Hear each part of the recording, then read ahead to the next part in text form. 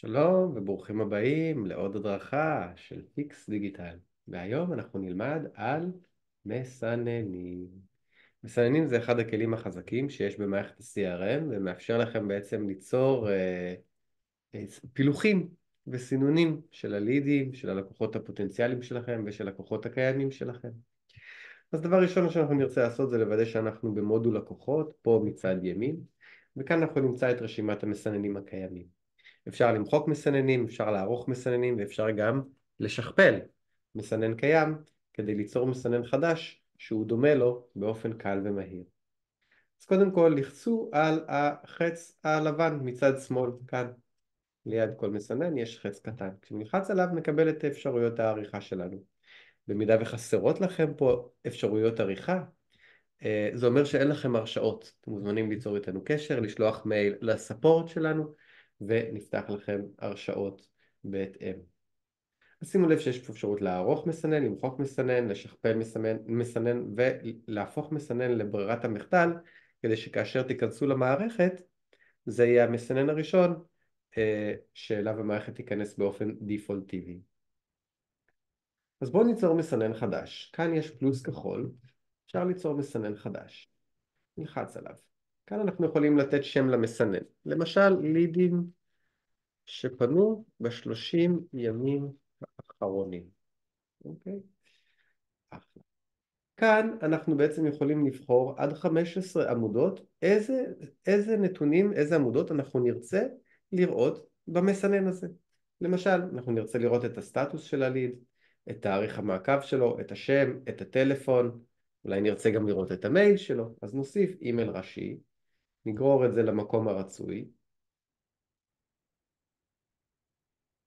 אפשר לראות את הקמפיין ממנו הוא הגיע, על מי הוא מוקצה, וכן הלאה וכן הלאה. באופן הזה אנחנו יכולים לבחור עד 15 עמודות של הנתונים שמעניין אותנו לראות. למשל, אם נרצה לראות את אופן פנייתו של הליד, נוכל להוסיף קליינט צ'אנל, למשל, האם הוא פנה מגוגל, או מפייסבוק, או מאינסטגרם, או מטיק טוק, אז אנחנו נוסיף את הנתון הזה, ואפשר לשים את זה ממש ליד הקמפיין. אם נרצה לראות את האתר שממנו הליד הגיע, אז אנחנו נבחר נכס דיגיטלי, ונשים את זה גם ליד הקמפיין והצ'אנל, כדי שיהיה לנו קל ונוח. לאחר שבחרנו את העמודות ואת הסדר שלהם, אם אנחנו נרצה שהעמודות והסדר של העמודות יחולו על כל המסננים שלנו, נוכל לסמן כאן, אחרי עמודות אלו, על כל המסננים. אם נרצה שאלה יהיו עמודות רק למסנן הזה, אז נשאיר את זה כמו שהיה. כאן אנחנו נוכל לבחור את הסדר. הכוונה היא, כרגע אנחנו יוצרים מסנן שנקרא לידים שפנו ב30 ימים האחרונים. אנחנו יכולים להחליט שהוא יהיה השביעי מבין המסננים שלנו.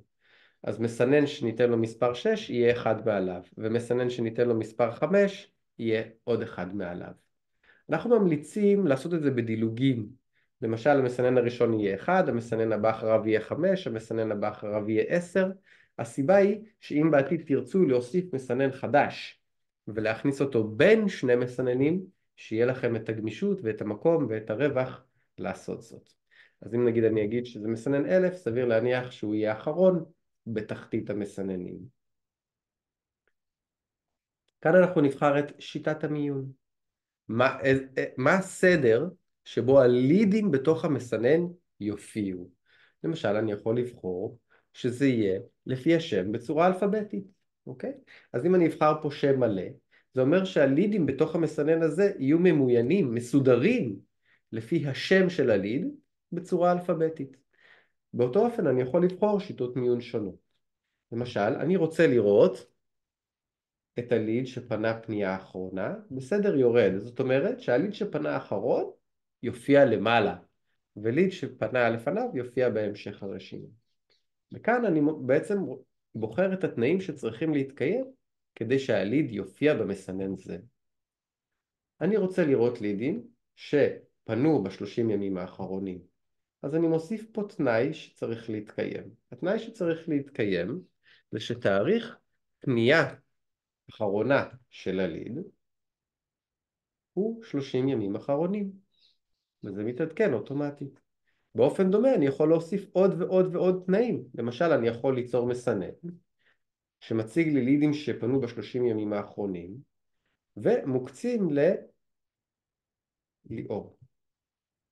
אז אני יכול לשנות את השם, לידים של ליאור, שפנו ב30 ימים האחרונים. אז באופן הזה בעצם אפשר להוסיף כל תנאי שתרצו. עכשיו אני אסביר מה ההבדל בין התנאים בשורה הראשונה לבין התנאים בשורה השנייה. בשורה הראשונה, כפי שכתוב בסוגריים, כל התנאים חייבים להתקיים. זאת אומרת, שליד גם צריך לפנות ב30 ימים האחרונים וגם להיות מוקצה לליאור, שני התנאים חייבים להתקיים כדי שהליד יופיע במסנן הזה. לעומת זאת, אם הייתי מגדיר את אותם שני תנאים פה למטה, לפחות אחד מהתנאים חייב להתקיים, אז מספיק שאחד מהתנאים מתקיים, הליד יופיע. כלומר, אם הוא מוקצה לליאור, דיינו, הליד יופיע, גם אם הוא לא פנה ב30 ימים האחרונים. או אם הליד פנה ב30 ימים האחרונים, אז הוא יופיע גם אם הוא לא מוקצה על ליאור. אז כאן אתם יכולים להציב מספר תנאים, שמספיק שהליד עונה על אחד מהם, הוא יופיע במסנן, וכאן אתם יכולים להציב מספר תנאים, שכל התנאים האלה חייבים להתקיים כדי שהליד יופיע. הדבר האחרון, פה למטה יש שיתוף מסנן. אנחנו יכולים להחליט שהמסנן הזה הוא רק למנהלים, או רק לליאור, או רק למישהו אחר. פה אתם יכולים לבחור מי בכלל יראה את המסנן הזה. באופן דיפולטיבי, אם לא נגעתם בזה, אז כל המשתמשים יוכלו לראות מסנן זה. אבל אתם יכולים לבחור למשל משתמש ספציפי, רק ליאור יראה את המסנן הזה. טיפ נוסף, אפשר לבחור במוקצה למי. יש פה אופציה מיוחדת שנקראת מי. אם אתם עושים תנאי כזה, רגע בואו נסגור רק את השיתוף, אם אתם עושים תנאי כזה שנקרא מוקצה למי, זה אומר שכל אחד שייכנס למסנן הזה, כל משתמש, כל עובד שייכנס למסנן הזה, יראה את הלידים שמוקצים על עצמו. אז זו הגדרה מאוד מיוחדת שכדאי שתכירו. אז בואו נוריד את התנאי הזה, ונוריד את של ליאור. זה בעצם לידים שפנו ב30 ימים האחרונים, אלה העמודות, זה התנאי המבוקש, ושמירה. והנה המסנן שלנו. לידים שפנו ב30 ימים האחרונים, וזה ממוין לפי תאריך פנייה האחרונה, בסדר יורד, כפי שצוין בתוך המסנן. את שיטת המיון אפשר לשנות באופן חד פעמי על ידי לחיצה על כותרות. זאת אומרת, אם למשל אני רוצה לשנות את שיטת המיון שהלידים יופיעו בסדר אלפביתי, אני פשוט אלחץ על שם מלא, ואז שיטת המיון היא A בהתחלה, ואז D וכן הלאה. אם אני רוצה להפוך את הסדר, אני אלחץ עוד פעם על שם מלא, ואז שיטת המיון הפוכה, מסמך ואז לבית ואז לאנגלית וכן הלאה. באופן הזה אפשר ללחוץ על כל כותרת כדי למיין את הלידים לפי הצורך. אם תלחצו על ה-X זה יחזור לברירת המחדל שהגדרנו בתוך המסנן. באופן דומה אפשר גם לבצע חיפושים כאן. אני רוצה בתוך המסנן הזה של לידים שפנו ב30 ימים האחרונים, אני רוצה למצוא את סוזי. אז אני יכול פשוט לרשום סוזי ואז ללחוץ כאן על לחפש בירוק. והנה מצאנו את סוזי. אם אני רוצה לבטל את זה, אני צריך למחוק את זה, ושוב ללחוץ על לחפש בירוק. שימו לב שלמעלה משמאל, יש לכם את הכמות הלידים שיש במסנן הנוכחי, ויש 20 בעמוד. כאן אפשר לדפדף בין הלידים שבתוך המסנן. אפשר לעבור לעמוד הבא ולראות את ה-20 לידים הבאים. אם אני רוצה, אני גם יכול לדלג לעמוד הרצוי על ידי לחיצה על 3 הנקודות. אני יכול לעבור לעמוד 110, שזה במקרה הזה העמוד האחרון, ואז אני אראה את הלידים האחרונים.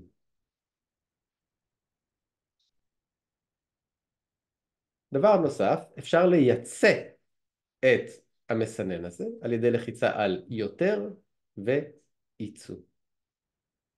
בנוסף, אפשר לעשות שינוי מרובה. אני יכול לסמן את הלידים שאני רוצה ב-V, ואז ללחוץ פה על העיפרון, ולעשות שינוי. השינוי שאני אעשה כאן יחול על כל הלידים שסימנתי ב-V. באותו אופן אפשר גם להקצות את הלידים האלה. אם אני רוצה להקצות את כל הלידים שסימנתי ב-V לנציגים אחרים, אני לוחץ פה על חלוקת לידים, ואני יכול לבחור פה את האנשים שאני רוצה שיקבלו, נגיד תום ואריה, ואז הלידים שסימנתי ב-V יוקצו ויפוזרו בין הנציגים שבחרתי. זהו להפעם, תודה רבה שהייתם, ושיהיה לכם יום פיקס.